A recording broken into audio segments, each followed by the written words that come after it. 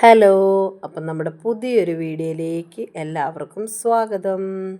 അപ്പം നിങ്ങൾ വിചാരിക്കുന്നുണ്ടാവും ഞാൻ മുടിയൊക്കെ കെട്ടി എവിടേക്ക് പോകാമെന്നല്ലേ. എവിടേക്കും പോകാനില്ല, കുറച്ച് തുണി അധികം വിരിച്ചിടാനുണ്ട്. അതുകൊണ്ട് വിരിച്ചിടണം. അതിന് വേണ്ടിയിട്ടാട്ടോ മുടിയൊക്കെ കെട്ടി സെറ്റാവണത്. അപ്പോൾ കുറച്ചധികം തുണി എന്ന് പറയാൻ കാരണം നമ്മൾ ഹോസ്പിറ്റലിലായിരുന്നു. ഒരു ദിവസമാട്ടോ ഹോസ്പിറ്റലിൽ കിടന്നുള്ളൂ. ഞാൻ പറഞ്ഞായിരുന്നല്ലോ മുന്നത്തെ വീഡിയോയിലൊക്കെ ജ്യൂസ് മോനും ജേഡ് മോനും ഞങ്ങൾക്കൊക്കെ പനിയാണ്. പക്ഷേ അപ്രതീക്ഷിതമായിട്ട് ജ്യൂസ് മോന് പെട്ടെന്ന് ശനിയാഴ്ച പനി കൂടി വൈകുന്നേരം രാത്രിയിൽ നമ്മൾ ഹോസ്പിറ്റലിൽ അഡ്മിറ്റ് ആക്കേണ്ടി വന്നു. ഞങ്ങൾ ഒളരി ESA ഹോസ്പിറ്റലായിട്ട് അഡ്മിറ്റ് ആയത്.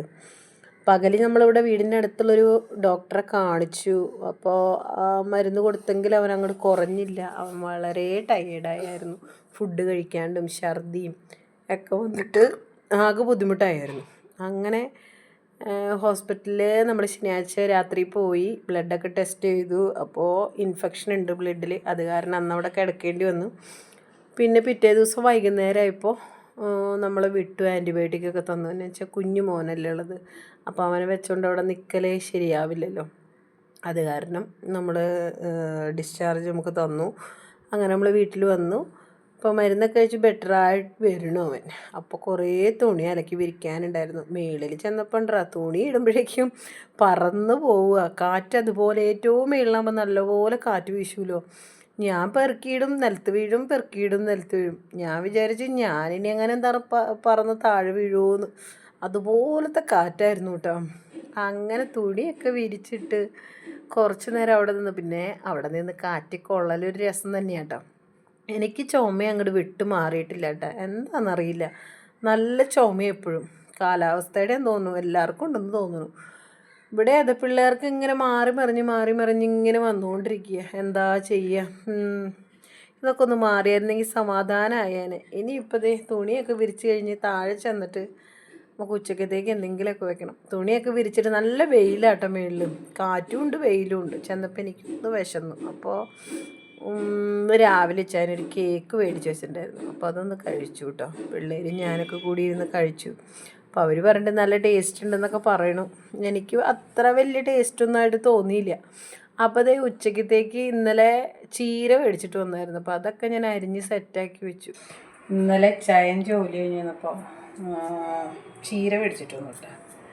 അപ്പം ഇന്നലെ ഞാൻ വെച്ചില്ല. ഇന്നലെ മുതിരക്കറി ഉണ്ടായിരുന്നു. ഇന്നലെ വെച്ച് കഴിഞ്ഞാൽ പിന്നെ അത് രാവിലെ ചൂടാക്കി. അപ്പോൾ ഒരു ടേസ്റ്റ് ഉണ്ടാവില്ല ചീരയ്ക്ക്. അപ്പം ഞാൻ വിചാരിച്ചു രാവിലത്തേക്ക് മുട്ടക്കറി ഉണ്ടാക്കി. അപ്പം ഇനി ചീര വെക്കാം. ജൂവാന് നല്ലതല്ലേ ഇതൊക്കെ കഴിക്കണേ. ബ്ലഡ് ഇച്ചിരി കുറവാനെ. അപ്പോൾ അത് വെക്കാമെന്ന് വിചാരിച്ചു. അതിനുള്ള ചുവന്നുള്ളി നന്നാക്കിക്കൊണ്ടിരിക്കുക. ഞാനേ ചീര അരിഞ്ഞിട്ട് അതിനകത്തേക്ക് ചുവന്നുള്ളി, പച്ചമുളകും, വെളുത്തുള്ളി, തേങ്ങയും മഞ്ഞൾപ്പൊടി ഉപ്പും കൂടി തിരുമിയിട്ട് കടുക് കാച്ചിട്ട് അങ്ങോട്ട് ഇട്ട് ആവിയിൽ വേവിക്കുള്ളൂ. ചിലരൊക്കെ അരപ്പ് സെപ്പറേറ്റ് അരച്ചിട്ട് ഉണ്ടാക്കുകയെന്ന് പറയാം. നിങ്ങളെങ്ങനെ വെക്കണമെന്ന് കമൻറ്റ് ചെയ്തോളൂ കേട്ടോ. എനിക്കിങ്ങനെ വെക്കുമ്പോഴാണ് എനിക്ക് ടേസ്റ്റ്. എൻ്റെ വീട്ടിലും എൻ്റെ അമ്മയൊക്കെ ഇങ്ങനെ വെച്ചിട്ട് ഞാൻ കണ്ടേക്കണേ. ചിലർ പറയും വേറെ രീതിയിൽ വെക്കാം. കണ്ടിട്ടുണ്ട് ചിലർ വെക്കണേ. എൻ്റെ കണ്ണിനൊക്കെ ഭയങ്കര ക്ഷീണമല്ലേ, വീർത്തിട്ടിക്കുക. ഉറക്കം ശരിയാവണില്ല. രാത്രി ജെയ്ഡുവിൻ്റെ കരച്ചൽ പരിപാടി. പകൽ നമുക്ക് പണികളുണ്ടാവും. എല്ലാം ക്ഷീണം മാറാൻ കിടന്നുറങ്ങാൻ പറ്റണ്ടേ ശരിക്കും. അങ്ങനെ ചീരക്കറി വെക്കാൻ നമ്മുടെ ചട്ടിയൊക്കെ അടുപ്പത്ത് വെച്ചത് ചൂടായി വന്നപ്പോൾ കടുകൊക്കെ ഇട്ട് കറി ഒന്ന് വെച്ചെടുക്കാമെന്ന് വിചാരിച്ചു. ചീര നല്ലതല്ല, എല്ലാവർക്കും നല്ലതാണല്ലോ.